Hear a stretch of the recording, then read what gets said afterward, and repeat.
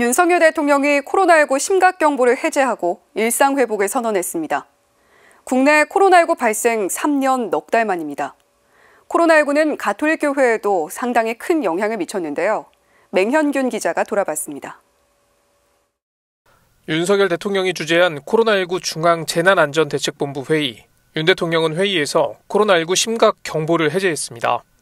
2020년 1월 국내에 처음 코로나19가 발생한 지 3년하고도 넉 달 만입니다.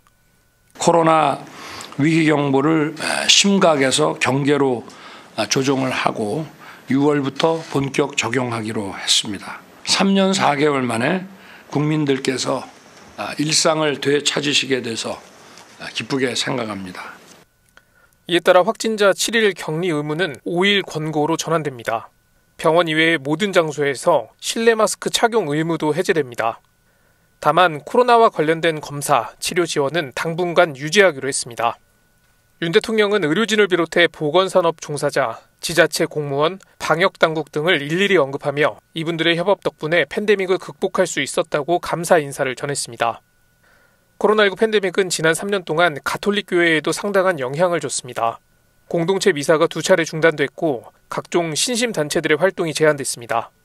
사제들은 저마다의 사목활동을 위해 동분서주했습니다. 특히 2020년 3월 비 내리는 바티칸 성 베드로 광장에서 프란치스코 교황이 홀로 바친 기도는 명장면으로 기억됩니다. 당시 교황은 빗속에서 우리를 돌풍 속에 버려두지 말라고 요청했습니다. Ora, mentre stiamo in mare agitato, ti imploriamo. Svegliati, Signore. Perché avete paura?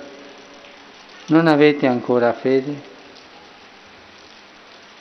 Signore, ci rivolgi un appello alla fede, che non è tanto credere che tu esista, ma venire a te e fidarsi di te.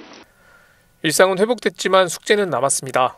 지난해 한국 천주교회 통계를 보면 미사 참여 제한 해제와 함께 신앙생활의 일부 활기를 되찾은 것처럼 보입니다. 하지만 코로나 발생 전인 2019년과 비교하면 여전히 3명 가운데 1명은 미사에 나오지 않고 있는 것으로 나타났습니다. 팬데믹 기간 신앙생활이 주요 관심사에서 멀어졌기 때문인 것으로 분석됩니다. 일상 회복과 함께 신앙 회복을 위한 교회의 노력이 중요한 시점입니다. CPBC 맹현균입니다.